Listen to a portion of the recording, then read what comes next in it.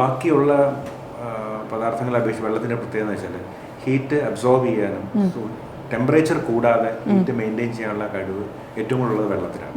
അതിൻ്റെ temperature maintain ചെയ്തുകൊണ്ട് തന്നെ മാക്സിമം നമുക്ക് ഹീറ്റ് ആ വെള്ളത്തിന് എടുക്കാൻ പറ്റും, അതുപോലെ പുറത്തേക്ക് വിടാനും പറ്റും.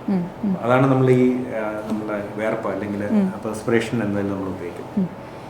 പിന്നെ ഒന്ന് നമ്മളെ ബോഡിയിൽ ഡൈജഷൻ ആവശ്യമാണ്. ഈ ആഹാര പദാർത്ഥങ്ങൾ നമ്മൾ മിക്സിയിൽ ഡ്രൈ ആയിട്ടൊന്നും പൊടിക്കാറില്ല, വെള്ളം ഒഴിച്ചല്ലേ അരയ്ക്കാൻ. അതുപോലെ നമ്മുടെ സ്റ്റൊമക്കിലും നമ്മൾ കഴിക്കുന്ന ആഹാരം അരച്ചെടുക്കണമെങ്കിൽ വെള്ളം കൂടെ വേണം. മിക്സിയുടെ പ്രവർത്തനം തന്നെയാണ് അവിടെ നടക്കുക.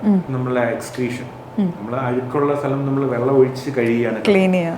നമ്മുടെ കിഡ്നിയും ചെയ്യുന്നത് തന്നെയാണ്. നമ്മുടെ ബോഡിയിലെ അഴുക്ക് വലിച്ചെടുത്ത് മൂത്രത്തിലൂടെ അല്ലെങ്കിൽ നമ്മുടെ ഇൻഡസ്ട്രിയിൽ അത് അഴുക്കുകൾ വലിച്ചെടുത്ത് മലത്തിൻ്റെ കൂടെ പുറത്തു വിടും. രണ്ടിനും വെള്ളം വേണം.